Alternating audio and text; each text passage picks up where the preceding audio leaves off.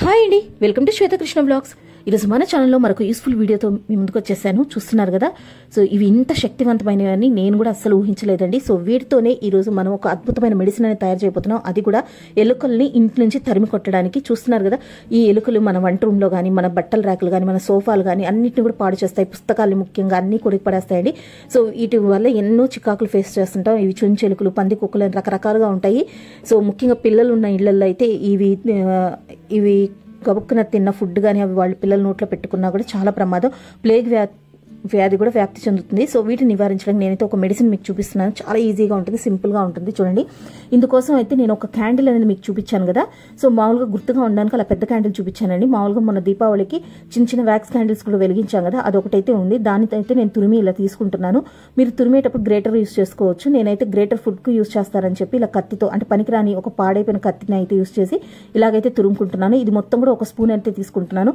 Wax ఎందుకు తీసుకుంటున్నాను, candle ఎందుకు తీసుకుంటే ఇలా ఈ స్టిక్కీనెస్ అనేది వస్తుందండి. సో మనం తయారు చేసే మిశ్రమంకి బాగా పనికి వస్తుంది, అందుకని అలా అయితే తీసుకున్నాను.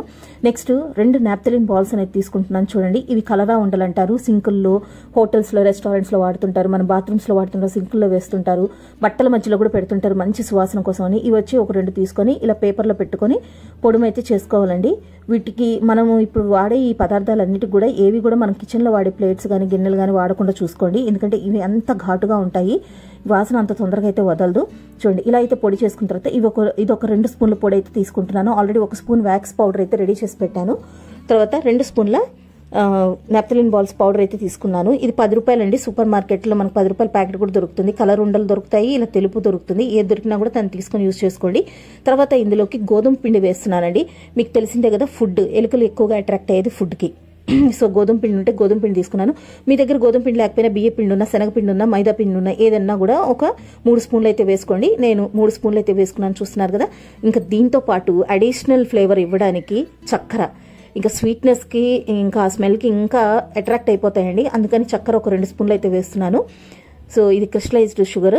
సో ఇది కూడా వేసుకొని చక్కగా ఈ మనం వేసిన వ్యాక్స్ కానీ, కలరా ఉండల పౌడర్ కానీ, అలాగే గోధుమ పిండి, ఇంకా చక్కెర, ఇవన్నీ కూడా చక్కగా ఇలా మిక్స్ అయిపోయి కలుపుకున్న తర్వాత కొంచెంగా నీళ్లు పోసుకొని ఒక చపాతీ ముద్దలాగా అయితే తయారు చేసుకోవాలండి.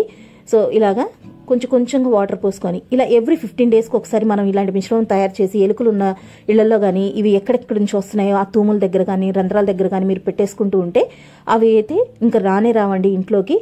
ఒక్కసారి ఈ ప్రిపరేషన్ ఒక్కసారి చేస్తేనే రెండోసారికి కూడా రావు అవి. చూస్తున్నారా, ఇలా ఈ చపాతీ ముద్దనైతే చిన్న బాల్స్ లాగా అయితే చేసి పెడుతున్నాను. ముఖ్యంగా పల్లెటూరులో ఉన్న వాళ్ళు కాలువ గట్ల దగ్గర, అంటే పెద్ద కాలువల దగ్గర కూడా బిల్డింగ్స్ ఉంటాయి కదండి. సో అక్కడి నుంచి కూడా ఎలుకలు అనేది ఇళ్లలోకి చొరబడుతూ ఉంటాయి.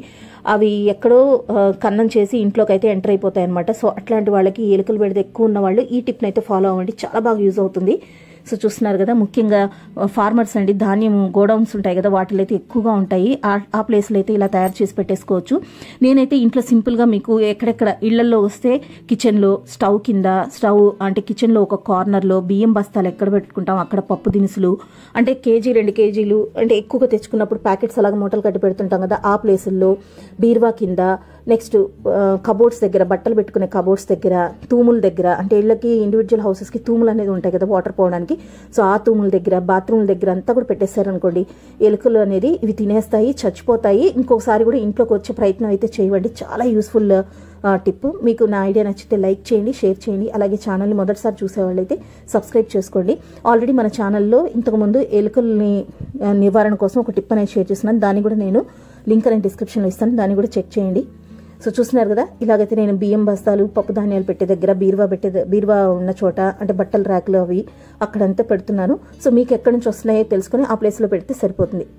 Thank you.